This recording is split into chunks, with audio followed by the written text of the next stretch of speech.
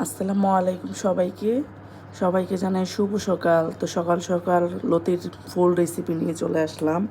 তো আমি প্রথমে লতিগুলা কাইটা নিচ্ছি, কাইটা ধুয়ে নিচ্ছি, তারপরে একটা হালকাভাবে একটা ভাপ দিয়ে নিচ্ছি। এই ভাপটা দিলে আর কচু গলা চুলকায় না বা লতি গলা চুলকায় না। তারপরে একটা কড়াইয়ে আমি পরিমাণ মতো তেল দিয়ে পেঁয়াজ কুচি দিয়ে নিচ্ছি। পেঁয়াজ কুচিটা হালকা বাদামি কালার হয়ে আসলে আমি এখানে রসুন বাটা আর ধনিয়া বাটা দিয়ে নিলাম। তারপরে হলুদের গুঁড়া, মরিচের গুঁড়া দিয়ে একটু কষিয়ে নিলাম।